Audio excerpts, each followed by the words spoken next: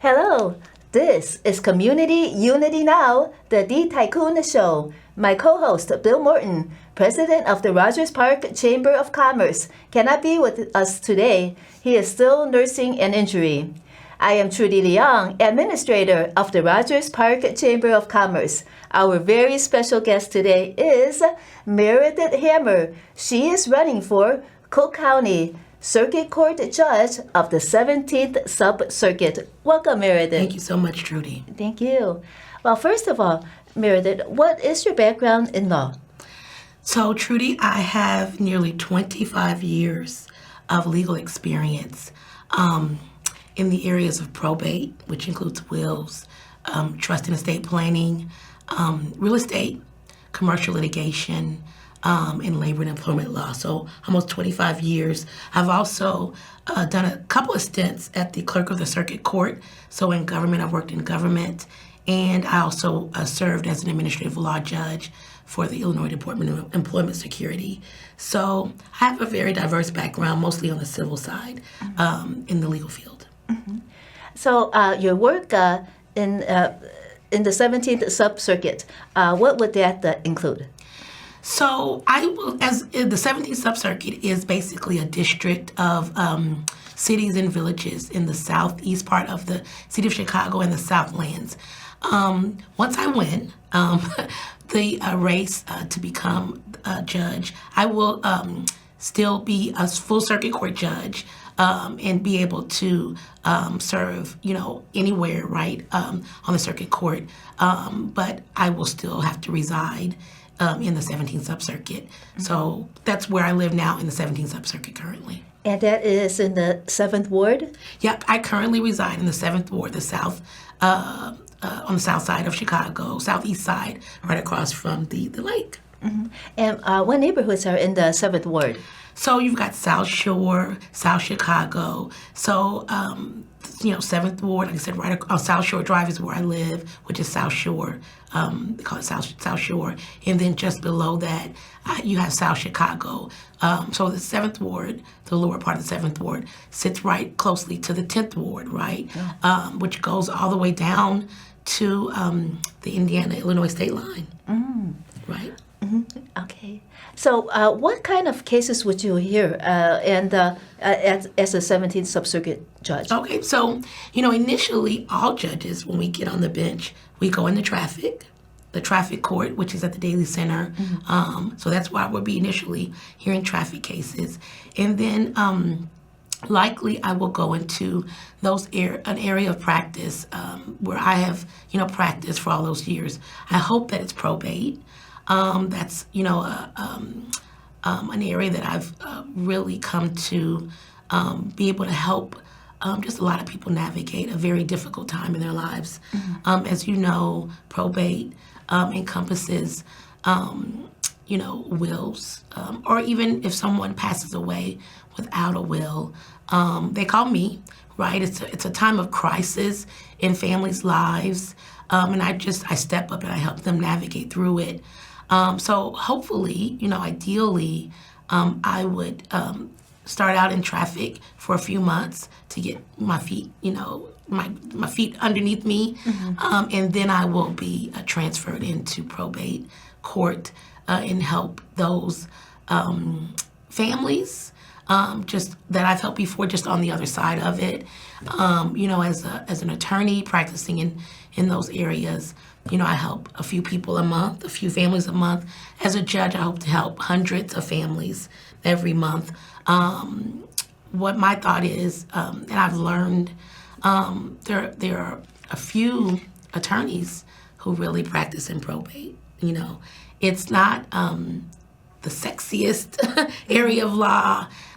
It's not exciting. You have to really be emotionally stable, right? Because again, people are dealing in a time of their lives when their families are in crisis, or a loved one may pass away, or they may become incapacitated. So again, I just help them navigate through it and administer the estate, and help them get through it the best that they can. So hopefully that will be the area that I will go into. And right alongside that is real estate. Oftentimes the real property is the biggest asset in an estate. So real estate issues come up in probate court. And a lot of times, the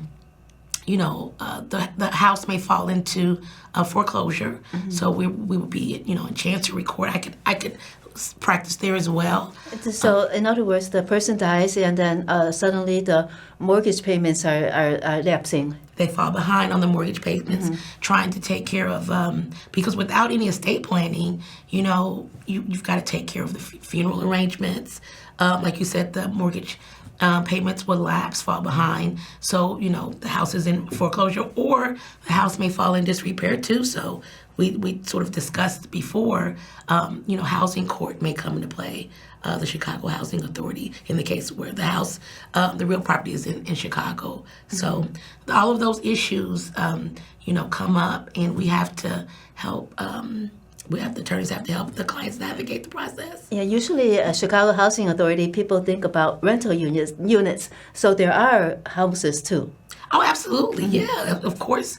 There are houses that, like I just said, I have cases that come up like that all the time, for sure. Single family homes, or, two family or two unit apartment buildings. I've had, cases like that for sure. So as a Subcircuit judge, do you only hear cases, or is there, on the administrative side, is there anything else that you could do in your position for probate, or how these cases are handled? Yeah, I think as a judge, so even though I'm running the Subcircuit, like I said, I would be on the Circuit Court of Cook County. There is always an administrative aspect to being a judge and sitting on the bench. Judicial administration is important. Case management is important. What is case management?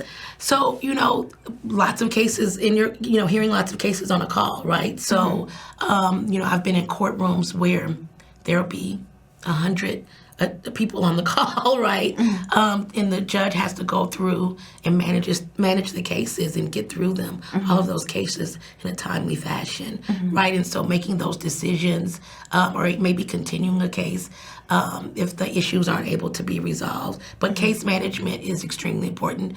In Cook County, the courts, we receive about 1 million cases a year.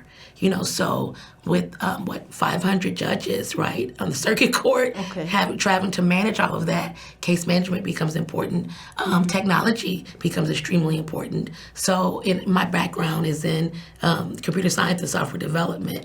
So the Odyssey case management system that we use here in Cook County becomes extremely important with regard to managing the caseloads and how people, attorneys, and self-represented litigants file those cases, and how they get, pushed over to certain judges, and in the workflow and that kind of thing. Hopefully I'm not getting too technical. Well, I guess when you worked at the Cook County Clerk's office, right, with Dorothy Brown, that help you familiarize yourself with a lot of case management and how all the files are kept and how they're used. Well, so actually, since I've been in for 25 years, 25 years ago, and again, I graduated from, my undergrad is in computer science and software development. So that whole process, engineering, and I'm from Indianapolis, Indiana too. So I practiced there before I came to Illinois. But certainly working under the clerks, Dorothy Brown, the clerk's office, but I've worked under 3 different clerks, Dorothy Brown, Iris Martinez, and Mariyana Spyropoulos as well.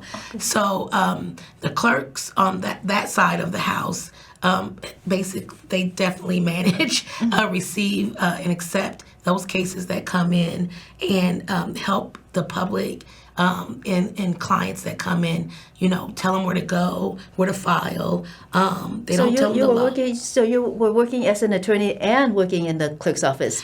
So working in the clerk's office, I couldn't necessarily do both. I would have loved to do both, but I did work as an attorney with the clerk's office, and then I would just not have as many clients, as I would have had once when I was in private practice.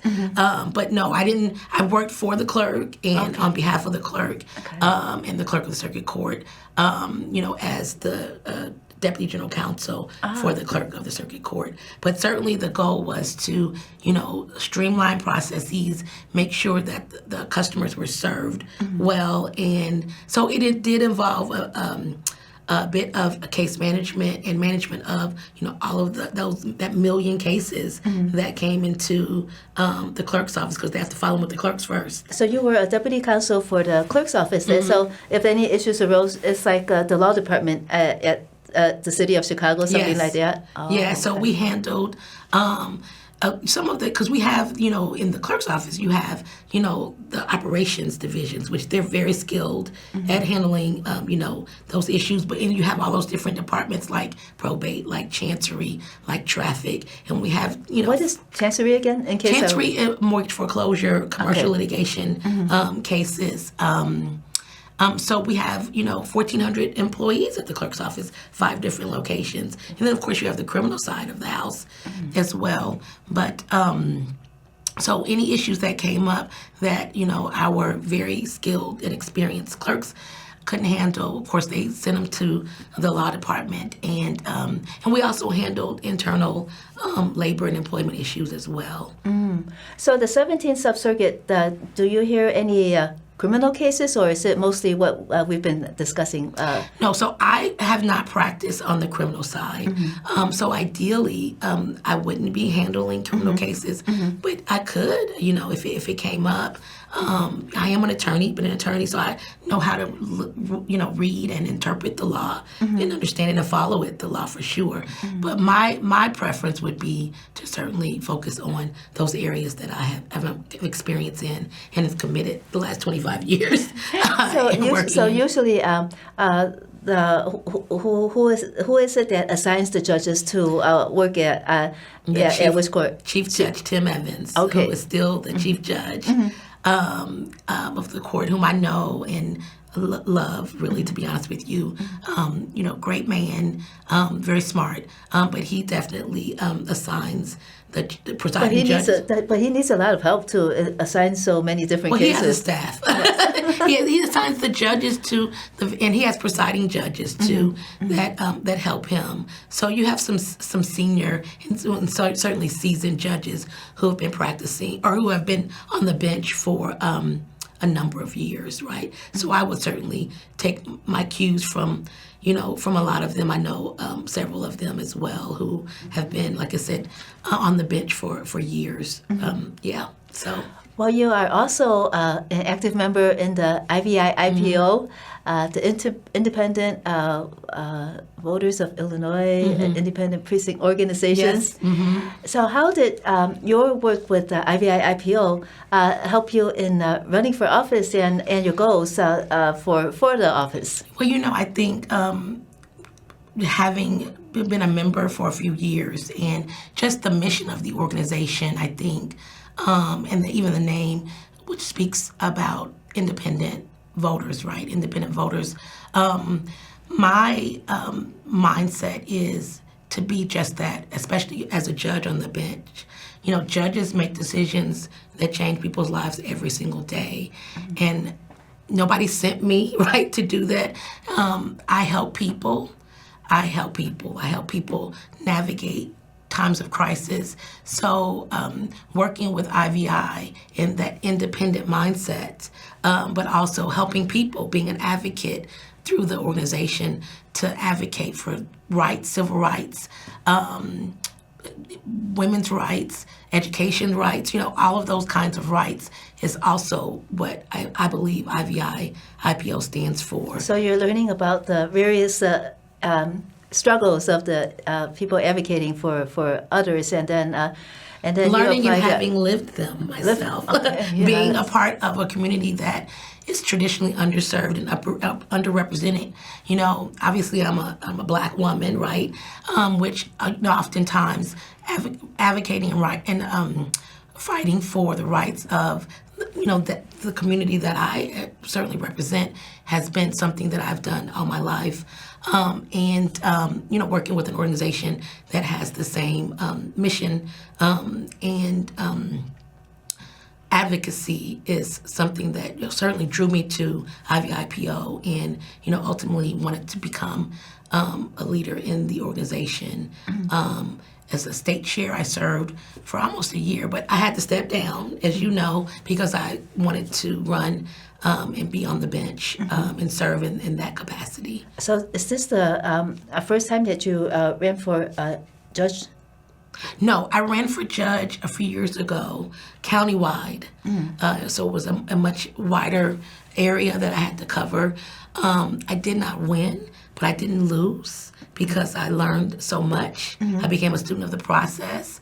I met so many people, and I just helped so many more people, right? And I'm still doing that. Made right? a lot of contacts, and then Made a lot of contacts, built a lot of relationships, and just continue to do that as well. Do you have a mentor that's advising you about the serving as a judge and for running as well? I do. I have a couple mentors. One of my mentors is Appellate Court Justice Cynthia Cobbs. Okay. She's awesome. It sounds like you know her. Yes. Yes. I adore Justice Cobbs, and she definitely just gives me a lot of good advice and mentoring and guidance. And then a good friend of mine who isn't a judge or an attorney, Craig Wimberly, who I've worked with. I came to know Craig at the clerk's office, and he's currently the president of COLE, which is the Coalition of African American Leaders, in which I'm the general counsel for that organization. And then another good friend who happens to be a judge is my good friend Judge Lisa Taylor. So she's just good people. That's what I call her. So I have a lot of good people around me and support, for my life, right? But also for my run for judge. Was there a vacancy for 17th Subcircuit, and you decided to step up? So interestingly enough, the 17th Subcircuit is one of what I call the new subcircuits. It wasn't around before 2024. Right, it's a new subcircuit. There are 5 new subcircuits, 16, 17, 18, 19, 20. Okay. And I say that to say there are vacancies. It's 2 open seats, not just 1 but 2. So it's the law, what has been created that creates and converts associate judge vacancies to these new subcircuit vacancies, no more than 2 each cycle. So 2 vacancies. The Honorable Lloyd J. Brooks became a full circuit court judge last cycle. He was previously an associate judge. And so that vacancy is an open seat now. So I'm running in the Honorable Lloyd J. Brooks vacancy. Okay. For judge. And there's a second one open too, but I don't know anything about that. I'm running over here. I'm focused on this race over here. So the 5 new subcircuits, they form them so that there's more judges to cover that million right. case. They split. For example, in the 17th, the 17th used to be a part of the first subcircuit. So now the first subcircuit is split between the 17th on the east side of like a boundary line, and then the west is still the first. So the new subcircuits were created to add more judges to help with all of these million cases that we have coming down the pike. So these cases, they take a long time to go through the system if there's so many and so few judges. Yeah, they could. I do really would like to see, because I'm licensed in Indiana as well, and not so many cases, right? So it's a lot quicker, a lot more efficient. and cheaper, right, to file there. I would love to create some sort of, improve upon the processes to help get these cases, especially in the probate area, because, having a case take 2 years to get through probate, again, so many problems are created just with the case sitting around. Very hard for the families. Can't move on and can't use their property. Can't even maintain it. You said it perfectly. Yeah. So one of my goals would be to help, like I said, improve upon the processes to help get these cases through a system just much quicker and much more efficiently. So for the families. Okay, Meridth Hammer, who is running for Cook County Circuit Judge for the 17th Subcircuit. If our viewers want to learn more about you, where should they go? So you can go to my website. It's www.meridthhammer.com. Yeah, spell your name. Meridth is spelled Meridth, Hammer, HAMMER.com. I say, remember, it's hammer time. Okay. Thank you so much, Meridth, for joining us on Community Unity Now, the D Tycoon Show. From Bill Morton and me, Trudy Leong, thank you so much for watching, and we will see you again.